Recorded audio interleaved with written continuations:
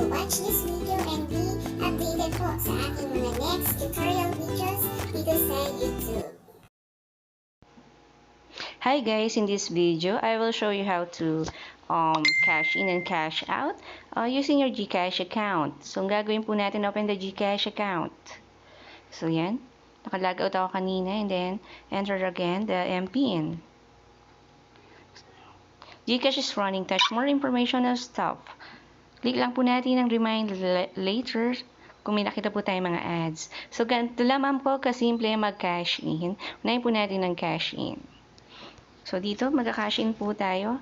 Paano po ba mag-cash in? Meron po tayo ditong cash in over the counter and online banks and also the global partners and remittances. So, unahin po natin ang over the counter na napakadali lang po. I-view all lang po natin. So, makikita po natin dito mga new partners natin like Generica, Choice Mart, Ultra Mega, Supermarket Robinson, The Marketplace, Shopwise Robinson, Ministep, Alpha Mart, and also the supermarket, mga all-day supermarket, Choice Mart, Easy Day Shop, sa mga ever supermarket.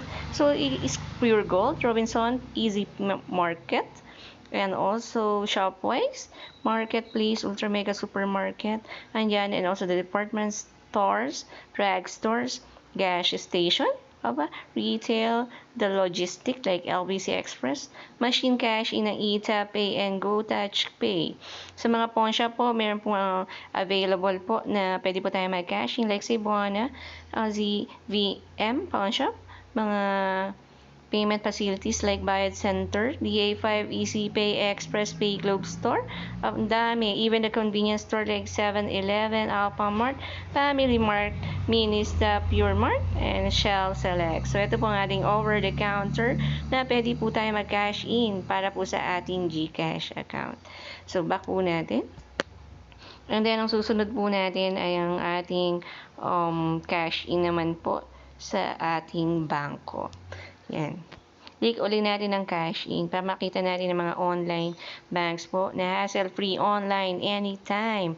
So, dito makikita po natin ang cash in up to 10,000 per day for new users and increase your daily limit to 50,000 after 2 weeks from your first online cash in. So, may mga prepared banks po tayo dito like BPI, Union Bank. Yan, ang other banks po. And dyan, i-scroll down lang po natin. Nakikita po natin kung paano po tayo magka-cash in using our bank accounts. So, yan. Back po tayo. And then, pagkatapos naman po natin mag-cash in, bibigyan ko naman po kayo ng idea paano naman tayo magka-cash out. So, dito tayo sa ating payment option na fund management, yung cash out po. Click it. Dito yung natin, over-the-counter po nating partners ay ang ating ZBM Pawn Shop, Villarica, Tambunting Haro Pawn Shop. View all natin para makita natin yung other options. Mga supermarket, payment facilities, department store. Napaka-easy lamang pong gamitin ito. For example, magka-cash out ka sa ating ZBM Pawn Shop. Try nating pindutin. So, nandito ang steps, paano tayo makaka-cash out at any branch of these official partners. Nakalagay po dito ang ating step 1. Ito po, inform the cashier that you would like to cash out from your Gcash wallet. Siyempre, punta ka dun sa branch na yon and then you tell the teller po na magka-cash out ka. So, next pong step is provide your mobile number and desired cash out amount. So, kung ano yung registered Gcash number mo, ibibigay mo sa kanila para makatransact sila ng transaction. And also, magkakaroon ka ng step 3 na magpe-present ka ng valid ID. Tingnan na po natin yung list of valid IDs. So, yan. Nakikita po natin ang mga recommended IDs po like UMI, TIN ID, mga secondary IDs, mga PhilHealth card, driver license. Kung may passport ka, student ID, voters ID, SSS. Ayan po, meron kang sa pag-ibig ID, postal ID, and the PRC ID. Nakikita po natin ang mga valid IDs na pwede po natin gamitin sa ating pag-cash out. back po natin and proceed po tayo sa step 4. Meron po ditong step 4 na wait for an SMS confirming your cash out. Reply with the OTP to confirm. Ibig sabihin po magsasend po sa inyo ng OTP yung sa inyong SMS para ma-confirm po natin yung cash out.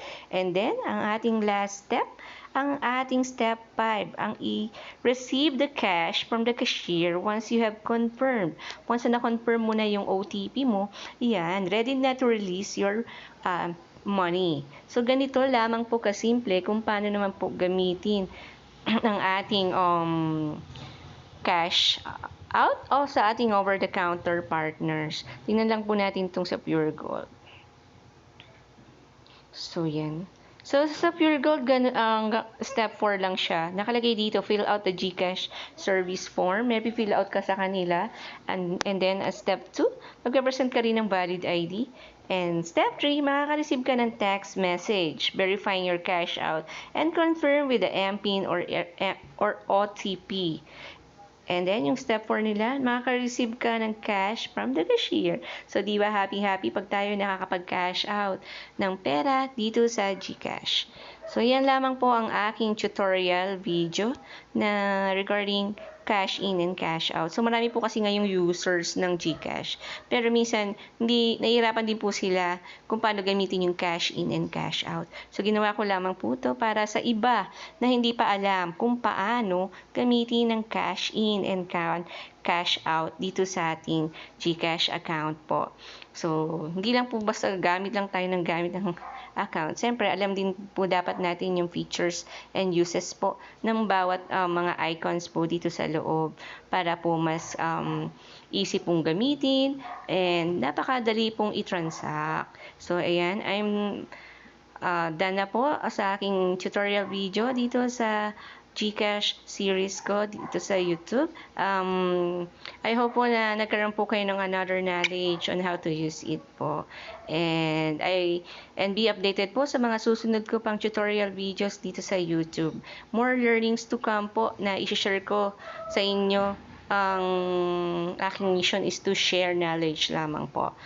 Thank you for watching po and have a good day po. And thank you. Bye.